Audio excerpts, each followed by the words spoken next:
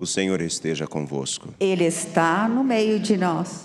Proclamação do Evangelho de Jesus Cristo, segundo Marcos. Glória a vós, Senhor. Naquele tempo, Jesus saiu de novo para a beira do mar.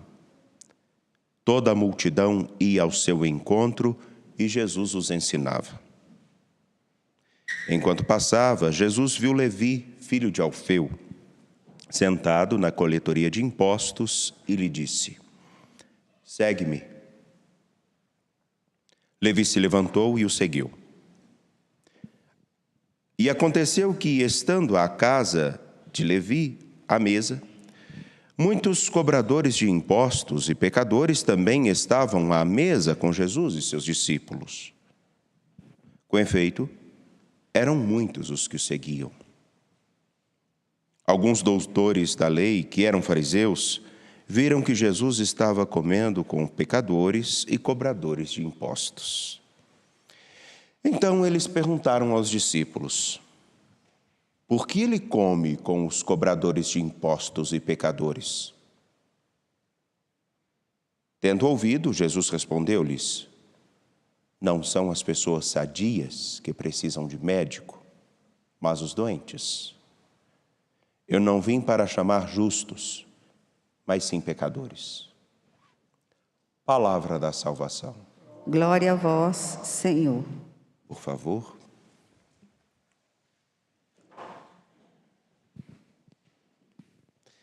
A vocês que aqui vêm hoje ao Santuário Basílica Nossa Senhora da Piedade, sejam muito bem-vindos.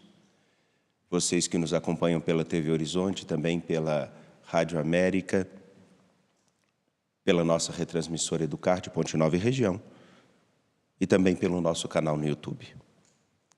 Hoje, em especial, essa noite, nós recebemos a notícia que um de nossos colaboradores, que nos ajuda com o canto, não se sentia bem, não estava bem.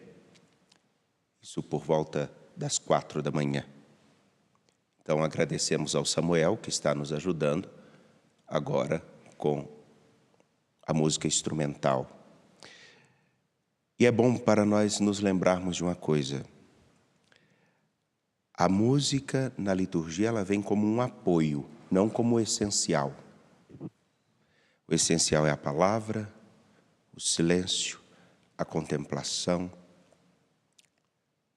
o ato de nos oferecermos na liturgia. Pode ou não ter o canto, pode ou não ter a música, mas nós nunca podemos deixar de escutar a música principal que, ao longo da história, está acontecendo. Aquela que vem do vento, aquela que vem da ausência de som. Aqui tem uma música muito peculiar e muito preciosa, que se nós pararmos para escutar, ela remexe dentro de nós. E talvez a menos escutada.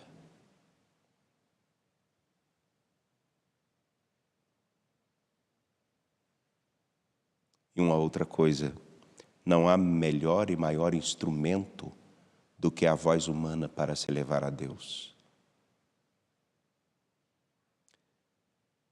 Isso me lembra justamente a primeira leitura que nós temos hoje, tirada do capítulo 9, do primeiro livro de Samuel, que vai narrar a escolha de um rei. Lembremos a história. O povo de Deus pediu um rei. Eles queriam um rei. E ao longo dessa semana nós escutamos: isso não vai dar certo, isso não é bom. Não, mas nós queremos um rei. E hoje, no capítulo 9, é apresentada a figura de Saul. A descrição de Saul é muito interessante. Logo no capítulo 9, versículos 1 a 4, vai dizer: havia um homem de Benjamim, chamado Cis, filho de Abiel, filho de Seror, filho de Becorat, filho de Afia, um benjaminita, homem forte e valente. Quer dizer que é um homem que vem de uma estirpe e de um povo, de uma família reconhecida. Ele tinha um filho chamado Saul, de boa apresentação, bonito. Entre os filhos de Israel, não havia outro melhor do que ele. Dos ombros para cima, sobressaía a todo o povo. Era alto, garboso e, além de tudo, bonito. A senhora gostou, né? Estou vendo que a senhora gostou. Não é uma boa apresentação para um candidato? Olha só. É o tipo de pessoa que enche os olhos. Só tem um detalhe. Essa expressão também é muito interessante. Dos ombros para cima, enchia os olhos. Da parte que é mais vista, daquilo que nós conseguimos perceber, enchia os olhos. Sua beleza encantava, mas não significa que dos ombros para baixo ele estivesse realmente voltado e atento ao que ele precisaria ser. Não adianta a beleza, o garbo, sem um coração. Apesar de ser um candidato aparentemente muito apresentável, não significa que Saul corresponderá a todas as expectativas. Acompanhando a Escritura e cenas dos próximos capítulos, já posso adiantar, como quem acompanha aquelas enquetes que vão falar do desfecho de uma trama, de uma novela, de um filme, de uma série, nas próximas cenas, nos próximos capítulos, todos nós já sabemos. Saul, que era bonito, terá o coração invadido pela inveja. Saul, que deveria ser um homem reconhecidamente chamado Filho de Deus, começará a ter posturas incoerentes com esse título. O homem que deveria, sim, derrotar os filisteus, com o tempo começará a guerrear contra os seus.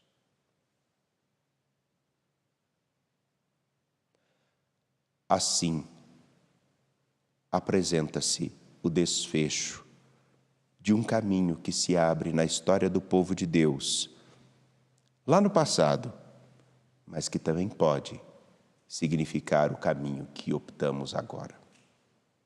Faço-me entender. A beleza de Saul se converte em terror. Do mesmo modo, quando nos encantamos por uma beleza aparente de algo ou de alguém, quando deixamos com que nossas paixões e os nossos olhos nos encantem mais do que a nossa razão, do que a nossa atenção, do que o nosso diálogo, corremos o risco de entrarmos por um caminho que não é tão bonito como olhos, como sorriso e como o poder. Isso é palpável em muitas das nossas relações. Isso é palpável nas muitas opções, como por exemplo de emprego. Isso é palpável quando olhamos para algo que pode ser muito bonito por fora, mas por dentro está carcomido. Me lembro de um jovem, numa das antigas paróquias por onde passei, que chegou todo animado pedindo para que o padre abençoasse um veículo. E ao lado ele estava com uma menina linda. Linda. Era um homem responsável, sério. Cuidava e ajudava a mãe a cuidar de seus irmãos. O carro, quando vi, por fora, bela viola. por dentro, pão borolento. Aquela menina encantadora aos olhos, na primeira palavra, demonstrou-se um pouco desconectada com os compromissos que aquele rapaz assumia na própria história. Naquele instante, pensei, isso não vai ser bom. De fato, o carro deu problema mais à frente e a namorada, mais à frente, foi pega com outro. Sem falar das inúmeras brigas. Pois bem, meus caros, unicamente aqui digo, a imagem de Saul, a imagem do sonho do povo de Deus de ser comparado aos outros pelo seu esplendor, pela sua força, quase foi a sua derrocada. Como também na história de cada um de nós, aquilo que nos enche os olhos, a nossa capacidade do pré-julgamento, ela pode até nos encantar. Entretanto, ela pode ser também o nosso sofrimento e a nossa desolação.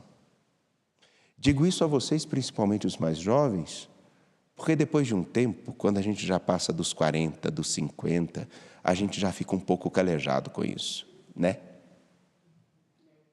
Porque por fora, bela viola, por dentro, pão borolento. E aí está uma beleza singular do que nós temos quando olhamos para o Evangelho. Jesus é aquele que olha com profundidade para o coração humano, não para aquilo que encanta os olhos. Ele olha com profundidade para a pessoa, não para aquilo que ela faz. Não para as suas circunstâncias, que inclusive podem ser de pecado. Ele olha para cada pessoa como quem realmente precisa de algo. E esse algo só Ele pode oferecer.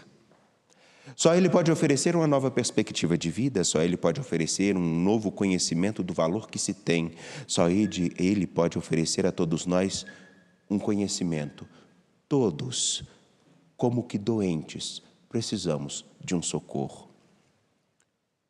Todos precisamos de um médico. Alguns precisam do médico da afeição de alguém que realmente goste de nós, não pelo que vamos oferecer, mas por aquilo que nós somos, por quem nós somos. E nós sabemos, com o tempo da história, passado o tempo, nós sabemos identificar quem está conosco porque gosta e quem está conosco por vantagens ou por alguma coisa que quer receber. Ele olha para cada um de nós como quem precisa de socorro. E qual de nós não precisa do socorro da atenção? Do socorro agora, como por exemplo, vemos a devastação que as chuvas causaram em tantos lugares, do socorro da solidariedade daqueles que se fazem capazes de estender a mão, ou ainda o socorro daqueles que sentem-se irmãos e mesmo do pouco que têm, tiram do que tem para dar a quem não tem nada, porque a dor daquele que sofre ou daquele que precisa também dói na sua carne. Isso se chama compaixão, isso se chama fraternidade. Ele, nosso Senhor Jesus Cristo, enfim, vem para todos nós, porque todos, sem limitação, sem hesitação, sem nenhum medo de dizer, todos somos pecadores. Porque todos nós somos passíveis de erro. Quisera Deus e espero em Deus que tanto eu quanto todos cristãos possam a cada vez mais afastar-se daquela condição que nós temos de nos inclinarmos a algo que não é tão bom, que enche os nossos olhos, mas que pode esvaziar o nosso coração. Mas nenhum de nós é justo o suficiente, porque todos nós temos sempre alguma coisa a melhorar. E a justiça na Sagrada Escritura, que significa colocar em prática a palavra, Ele, nosso Senhor, é quem nos ajuda a perceber. É possível sim nós sermos melhores, é possível sim viver a sua palavra, é possível sim trilhar um caminho onde o que encanta os olhos não sobressaia aquilo que enriquece o coração. Tão simplesmente nessa liturgia, como hoje nós temos, Talvez daqui a pouco teremos o solar do teclado e o silêncio permeando nossas vozes. Mas seria tão bom que nosso coração cantasse pela beleza mais sublime que nós podemos encontrar, que não está nem nas notas e no canto bem harmonioso, que é lindo, e graças a Deus temos. Não pela beleza de um rosto, de um corpo, de um olhar,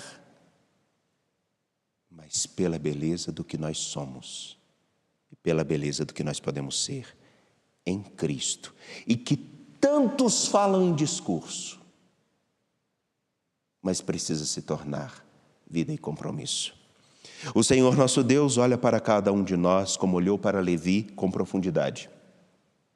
Não pela superficialidade, não porque ele encantasse os olhos, não por com quem ele caminhasse, mas por quem ele era.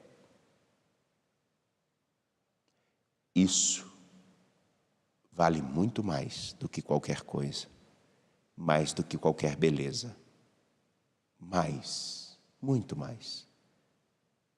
Com o tempo a gente sabe disso, que o garbo passa, a beleza passa, mas aquilo que enriquece o coração, isso sim é magnífico, elegante e eterno. Que o Senhor nosso Deus nos ajude a compreender isso, para não fazermos a mesma opção que o povo de Deus, os nossos olhos se encantarem por alguma coisa que não tem profundidade no coração, por alguém que não tem profundidade no coração, ou por alguma coisa que simplesmente enche os olhos, mas com o tempo nos trará grande tristeza. Confiando no Senhor da vida, de pé apresentemos nossas preces. A nossa resposta será: Senhor, atendei-nos.